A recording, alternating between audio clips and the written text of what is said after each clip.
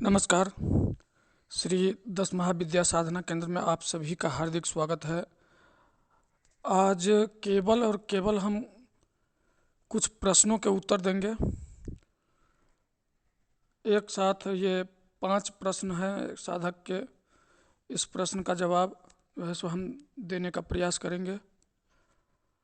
एक साधक ने पूछा था कमेंट में कि क्या एक साथ कई अनुष्ठान करना सही है? बिल्कुल गलत है। एक साथ आप कई महाविद्या की अनुष्ठान नहीं कर सकते।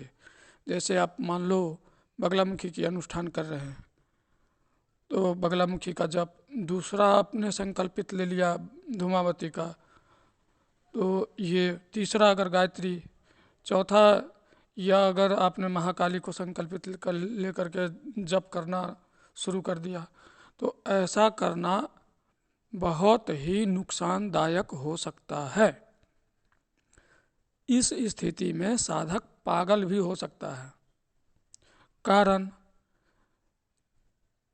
हम जानते हैं कि सारी शक्ति, जितने ब्रह्मांड की जो भी शक्ति है, एक ही शक्ति ही परमेश्वर से, ठीक है, शक्ति एक ही है, उस परमपिता परमात्मा की एक ही शक्ति है, उसी की सारे स्वरूप हैं। लेकिन इसका ये मतलब नहीं कि अलग अलग मंत्रों का हम साधना करेंगे, अलग अलग देवताओं की देवियों की साधना करें एक साथ, तो ये सारी की सारी एनर्जी जो है सहस्त्रार चक्र पर आकर के बैठ जाती है। वहाँ से क्या होता है? डिस्टरबेंस, पागलपन का दौरा। और कई साधकों में तो ऐसा लक्षण देखा गया है कि एकदम ऐसा पागल हो जाते हैं लोग कि किसी काम के नहीं रहते।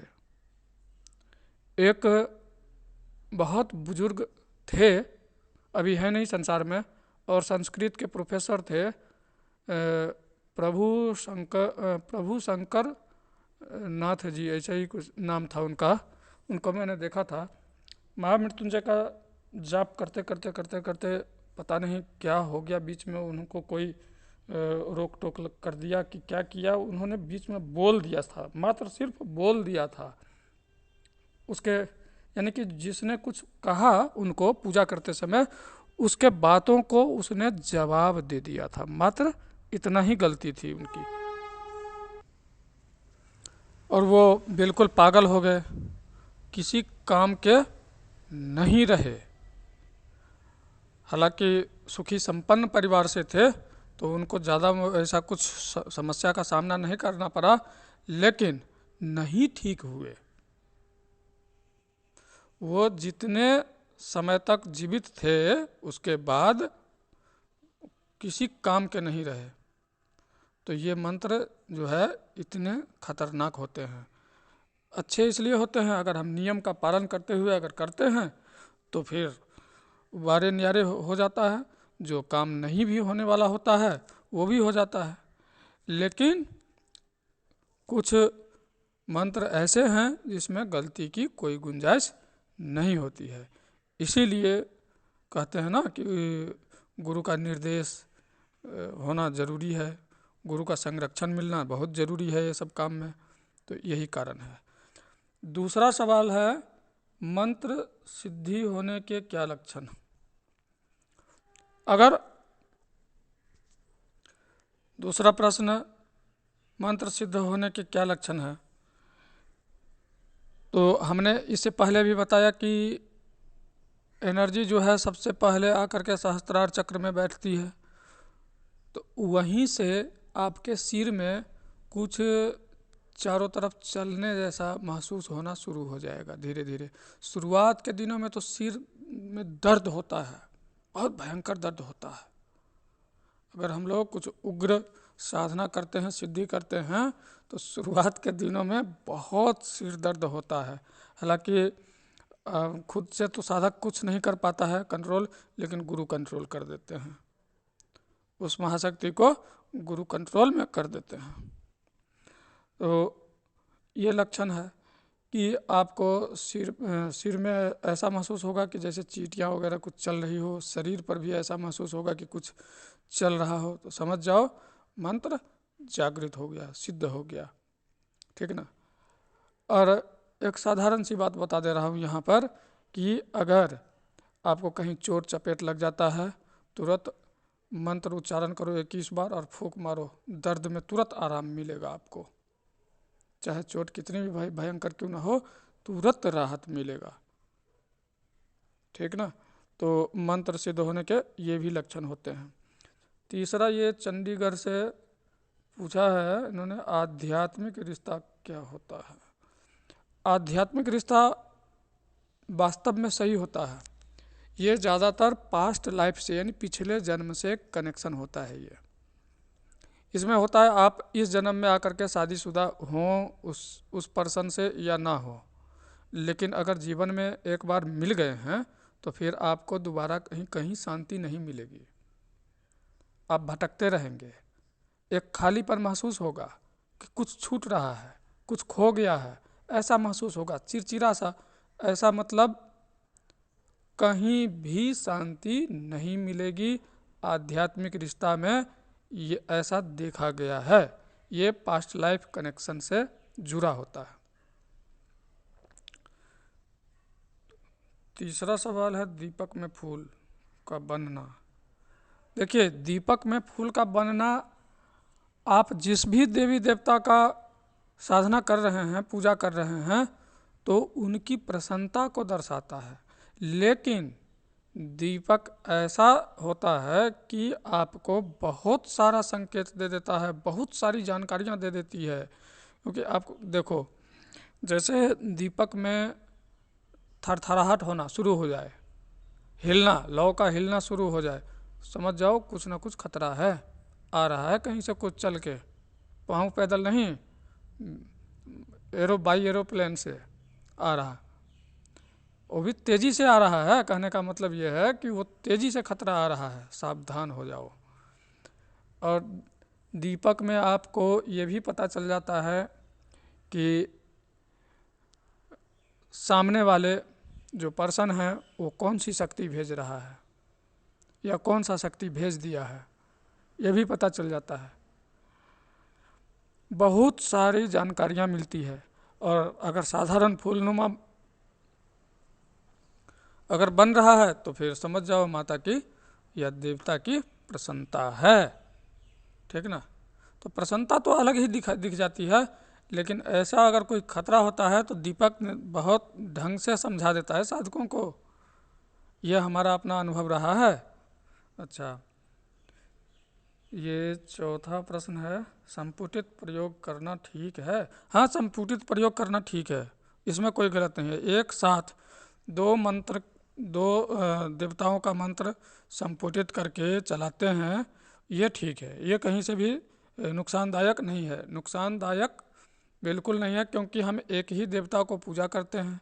अब मान लो कि हम माता पीताम्बरा का साधक हैं, तो हम मूल मंत्र का जप अगर करते हैं किसी काम के लिए, तो अगर किसी की आँख की रोशनी कम हो रही है या गायब हो गई है या आँख से संबंधित कोई बीमारी है, तो रोशनी देने वाला देवता कौन है? तो रोशनी देने वाला देवता जो हैं ये भगवान सूर्य हैं। भगवान सूर्य रोशनी देते हैं, पूरे संसार को प्रकाशित वो करते हैं। तो हम यहाँ पर सूर्य मंत्र का प्रयोग करेंगे। ठीक ना। हम अलग से सूर्य की उपासना ना करके अगर सूर्य मंत्र को बगलामुखी मंत्र से संपुटित करके चला दें, उतना जप कर दें और हवन कर दें, तो आँख की रोग जो है निश्चित रूप से ठीक हो जाएगा और या ठीक होने लगेगा। अगर दवा सूट नहीं कर रही थी तो दवा सूट करने लगेगा, वो ठीक हो जाएगा। और अगर मान लो किसी को पागलपन का दौरा है या मिर्गी टाइप की बीमारी है, तो मूर्छा, मिर्गी, ये सब जो अगर है, तो इस परिस्थिति में सबसे ज़्यादा कौन से देवता का मंत्र काम करेगा? महामृत्युंजय। महामृत्युंजय। महामृत्युंजय का अनुष्ठान पर हम एक अलग से वीडियो बनाएंगे और पूर्ण विधि विधान जो है हम आपको बताएंगे, बहुत जल्दी बना देंगे इस पर वीडियो। लेकिन हालांकि चलो वो तो बाद की बात है, वो बाद में बता देंगे, उसी साधना जब वीडियो बनाएंगे तब बता देंगे। तो अगर आपने महामृत्युंजय का अनुष्ठान अलग से नहीं करना है, बगलामुखी मंत्र के साथ संपुटित कर दो लघु मृत्युंजय मंत्र। लघु मृत्युंजय मंत्र संपुटित कर दो, चला दो, पागलपन का दौरा सही होना सही हो ठीक हो जाए जो है तो शुरू हो जाएगा। और कुछ ही दिन में आपको लगेगा ओम हंग जुंगसा, इतना ही तो है, ओम हंग जुंगसा मृत्युंजय भैरवाय नमः, बस, या ओम हंग जुंगसा, इतना भी जप कर सकते हैं। हाँ, तब संपुटित प्रयोग में होता क्या है कि हम मान लो जैसे बगलामुखी की साधना कर रहे हैं, बगलामुखी के मूल मंत्र से मृत्युंजय मंत्र जाप कर रहे हैं, संपुटित कर रहे हैं, तो हम अपनी माता श्री पीताम्बरा को ही मंत्र जप समर्पित करेंगे, भगवान मृत्युंजय को नहीं। और अलग से उनकी पूजा करने की भी आवश्यकता नहीं है। संपुटित प्रयोग का संकल्प लेंगे और शुरू हो जाएंगे। इसमें कोई नुकसान नहीं है, फायदे ही फायदे हैं। एक साथ आपको जो है मंत्र भी जप हो गया और उसका लाभ भी मिल गया, और जाप पूर्ण हुआ तो वो पूर्ण जप जो है माता को समर्पित कर दिए। माता को अब जिस भी देवी देवता से काम करवाना है वो खुद अपना कर समझेंगे, तो ऐसा हो जाता है। अच्छा, तो ये रही साधकों के कुछ प्रश्न के उत्तर। तो अभी हम बस इतना ही, 5 प्रश्न थे ये आप लोगों के, तो 5 के उत्तर हमने देने का प्रयास किया है। कुछ त्रुटि होगी मानवता बस, तो उसके लिए क्षमा चाहेंगे। और तब तक के लिए नमस्कार। और मुझसे संपर्क करने के लिए मेरा व्हाट्सएप नंबर है 8810436642। इस पर आप व्हाट्सएप के माध्यम से संपर्क करेंगे, और बहुत विशेष ज़रूरी हो तो ही कॉल करें, अन्यथा कॉल ना करें। जय माता पिताम्बरा, जय गुरुदेव।